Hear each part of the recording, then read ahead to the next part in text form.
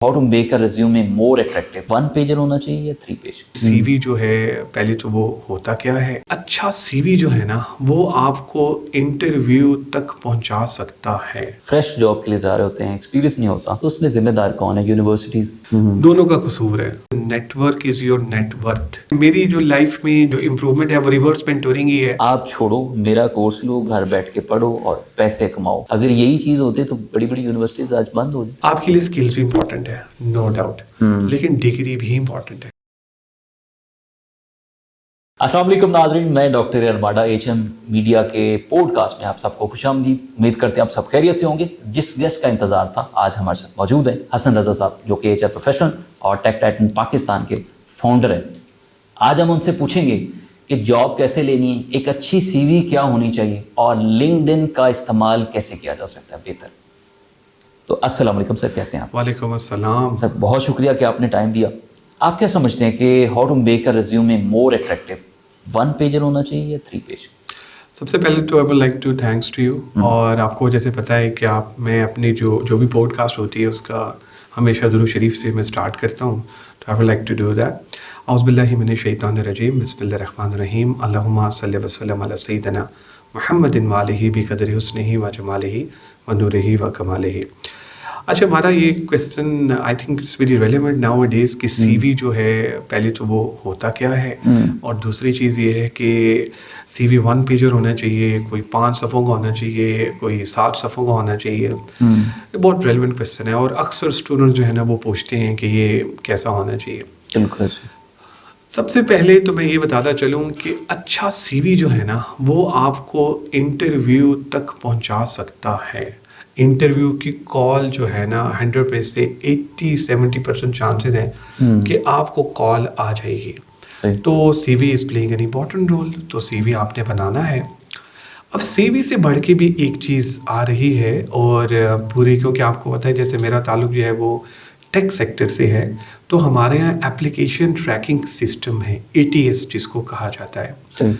आप अप्लाई करते हैं वेबसाइट पे जाके, ATS आपका खुद ही सीवी बना देता है, आपको सीवी सबमिट कराने की ज़रूरत ही नहीं पड़ती।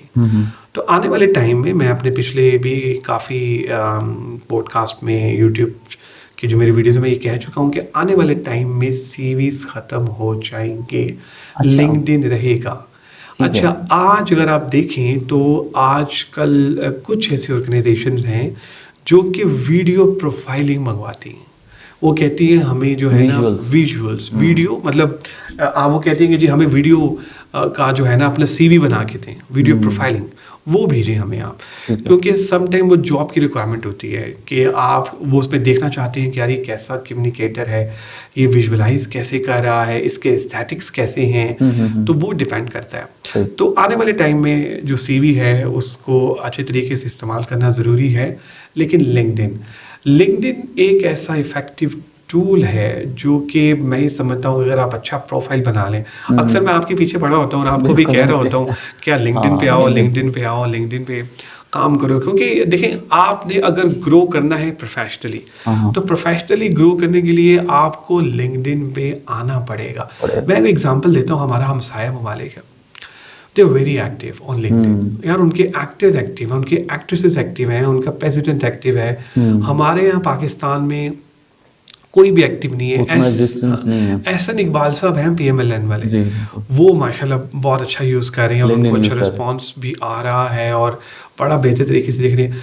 इंटरनेशनल लेवल पे अगर आप बात करें तो कनाडा का जो है प्राइम मिनिस्टर, वो जो हैं वो बहुत एक्टिव हैं। तो पीपल आर वेरी एक्टिव, उनको पता है हमारा बेनिफिट है। देखिए ना, आप और मैं अभी हम जो ये कंटेंट जो हम ये ले रहे हैं, जो कंटेंट हम जिसके लिए तैयार कर रहे हैं, वो तो आपकी सारे टारगेट मार्केट लिंक्डइन पे है और हम उसका इस्तेमाल ही नहीं कर रहे। अब क्या हो रहा है कि जब लोग CV बनाने के लिए कहते हैं, जाते हैं गूगल पे सर्च करते हैं, तो लिंक्डइन एक इफेक्टिव वेबसाइट आती है। नहीं, रिक्रूटमेंट तो फिर CV के थ्रू ही होती है ना। हाँ, आप डायरेक्टली लिंक्डइन से तो खुद नहीं नहीं, very very very important and valid question. देखें, होता ये है लिंक्डइन पे ना बहुत सारी जॉब पोस्टिंग्स आती हैं, वहाँ पर आप अप्लाई करते हैं, आपको वहीं से कॉल आती है। अब जो रिक्रूटर है, HR वाला बंदा है ना, वो CV की बजाय लिंक्डइन प्रोफाइल को प्रेफर करता है। लेकिन अभी सर बहुत सारी कंपनीज हैं जो अभी सीवी को प्रेफर करती हैं। हाँ करती हैं हार्ड।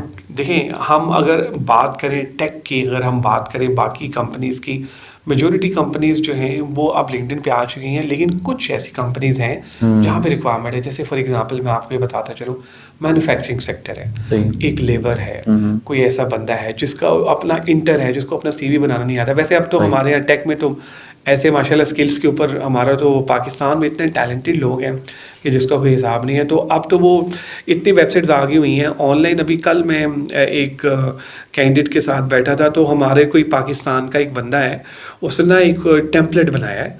अच्छा। उसने 800 का वो टेम्पलेट बनाया है। आप वहाँ पे जाएं, आपने सिर्फ चीज़ें बतानी है, Alright. वो आपका सीवी बना देगा। आपने उसको 800 पे करना है।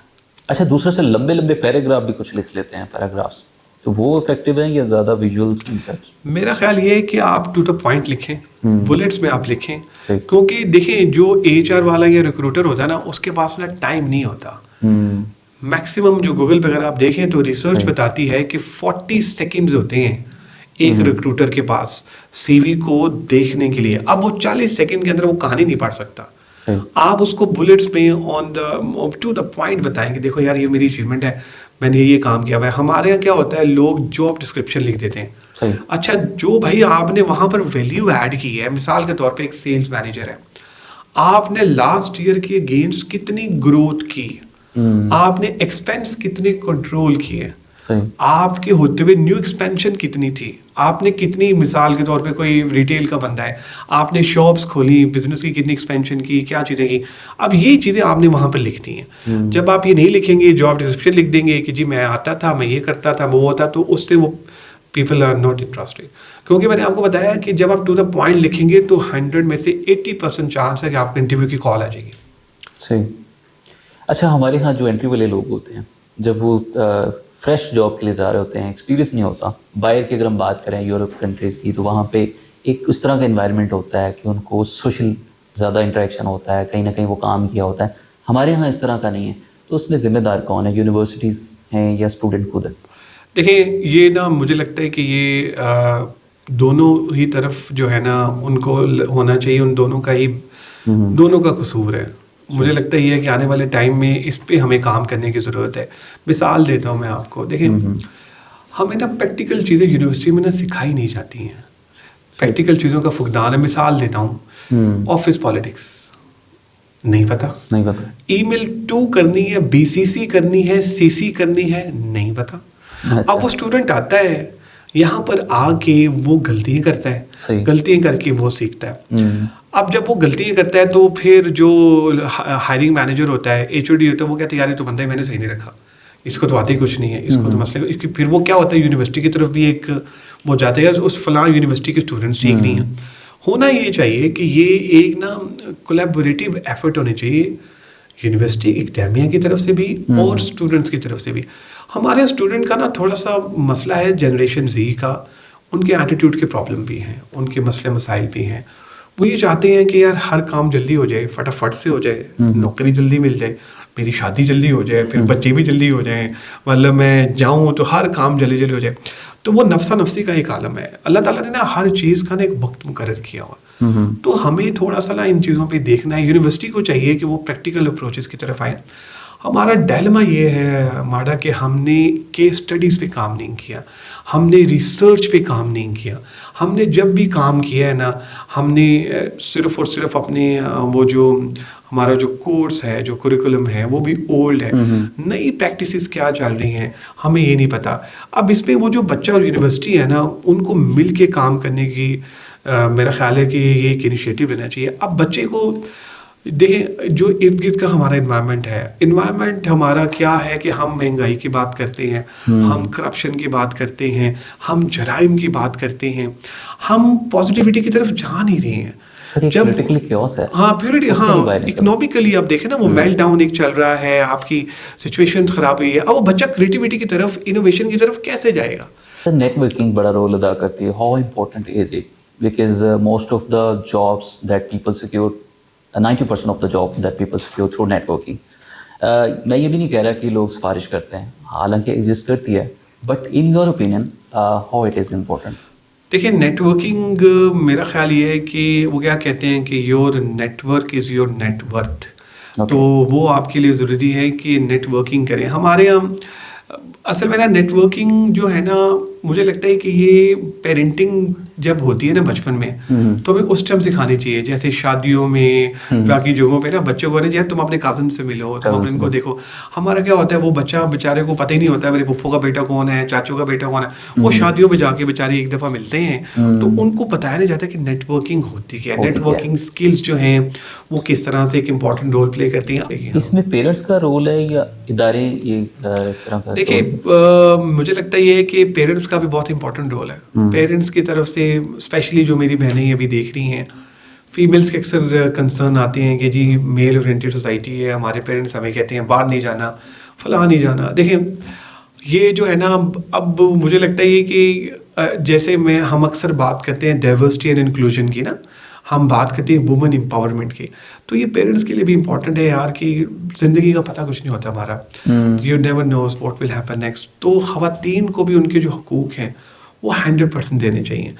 इसमें पेरेंट्स को भी अलाउ करना चाहिए कि वो जाए, ठीक है आप बिल्कुल आप चेक एंड बैलेंस अपने ज़रूर रखें, आप देखें वहाँ पे क्या हो रहा है, लेकिन अगर वो जाना चाहती हैं इवेंट्स पे तो आप जाने। इसी तरह मेल जो हमारे हैं, कई दफ़ा आप देखें बचपन में क्या होता था, सख्ती होती थी, मोहल्ले में नहीं निकलना, घर से बाहर नहीं निकलना, मोहल्ले का माहौल ठीक नहीं है, ये चीज़ें ठीक नहीं। अब वो घर में रह के ना वो घर का ही हो जाता है। मैं ये नहीं कहता कि आप उसे कहें कि वो आवारा बन जाए या फिर वो बाहर ही रहे या इस तरह से रहे। यार आप जब उसको घर में रखेंगे और फिर उसको इन्वायरमेंट नहीं देंगे, क्या होगा कि वो फिर उसका एक्सपोजर लिमिटेड होगा। अच्छा, आपका एक कॉन्सेप्ट भी था ना जिसपे आप लेके चले, रीमेंटोर, इस तरह का? नहीं, वो रिवर्स मेंटोरिंग था। रिवर्स मेंटोरिंग, तो वो कितना इफेक्टिव है? अच्छा, रिवर्स मेंटोरिंग इज़ वंडरफुल। मैं मेरी जो लाइफ में जो इम्प्रूवमेंट है वो रिवर्स मेंटोरिंग ही है। अब जैसे मुझे लगता है, आई एम नॉट रॉन्ग, आप मेरे से एज में छोटे हैं, तो अगर आप एज में छोटे हैं तो मैं आपसे सीख रहा हूँ। तो जब मैं आपसे सीख रहा हूँ तो ये रिवर्स मेंटोरिंग है कि अपने से छोटों से सीखना। आज का जो 20 साल का बच्चा है वो पीछे दौर का 60 साल के बच्चे। बिल्कुल। अच्छा, उसमें अब ये जैसे मैं अपनी बेटी की एग्जांपल देता हूँ। अब मुझे इंस्टाग्राम यूज़ करना नहीं आता, मुझे स्नैपचैट यूज़ करना नहीं आता, मैं अक्सर इंटरव्यूज़ में कह चुका हूँ। हाँ, लिंक्डइन, क्योंकि लिंक्डइन वो मेरा है ना, तो वो तो मैं उसको कहता हूँ, वो कहती है वो तो बाबू की वेबसाइट है, मैंने नहीं वो यूज़ करना।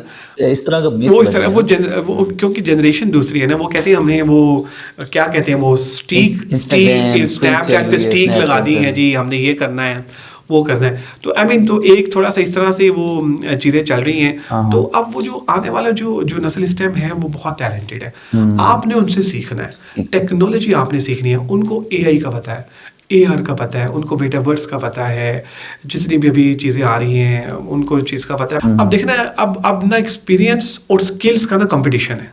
राइट, मैं फिर कह रहा हूँ, एक्सपीरियंस और स्किल्स का कंपटीशन है। पहले ये होता था कि स्किल्स और एक्सपीरियंस के ऊपर चाहिए। मैं बता रहा हूँ, अब स्किल्स पहले होता था स्किल्स और डिग्री का कंपटीशन। अब जो कॉन्सेप्ट आ रहा है ना, एक्सपीरियंस कुछ लोग हैं और एक स्किल्ड वाले हैं। अब ऑर्गेनाइजेशंस को क्या चाहिए, जिस तरह मैं अक्सर कहता हूँ कि स्किल्स पे काम करें और एक्सपीरियंसेस जो लोग हैं उनको अपने साथ मिलाएं। जब वो अपने साथ मिलाएंगे तो उनकी ऑर्गेनाइजेशन यहाँ से यहाँ पे चली जाएगी। यानी आप देखें ना कॉम्बो कैसा होगा कि एक्सपीरियंस लोग आके इदारे में काम करेंगे और जो स्किल वर्कर है वो भी उनके साथ काम करें, तो एक बेहतरीन टीम बन जाएगी। ठीक है। आजकल बॉस मतलब सर ये हमें सुनने को मिलता है कि यूनिवर्सिटीज़ बेकार है, आप छोड़ो, मेरा कोर्स लो, घर बैठ के पढ़ो और पैसे कमाओ। तो मैं ये समझता हूँ कि this is a detrimental thought कि इस चीज़ से हमें निकलना चाहिए। यूनिवर्सिटीज़ भी कुछ कर रही हैं, सिखा रही हैं, अगर यही चीज़ होती तो बड़ी बड़ी यूनिवर्सिटीज़ आज बंद हो जाती। आपके लिए स्किल्स भी इम्पोर्टेंट है, नो डाउट, लेकिन डिग्री भी इम्पोर्टेंट है। ये एक कॉम्बिनेशन है कि आपने डिग्री भी लेनी है और आपने स्किल्स भी लेनी है। मिसाल देता हूँ मैं आपको, आप किसी होटल हॉस्पिटैलिटी इंडस्ट्री में काम करें, आपने जनरल मैनेजर बनना है ऑपरेशंस, मिसाल है, आप स्किल्स की बेस पे जिम ऑपरेशंस नहीं बन सकते। आपके पास degree, there is a process, वो प्रोसेस से आपने गुजरना है। तो इसलिए आपको डिग्री भी लेनी है और आपने अपने स्किल्स पे भी काम करना है।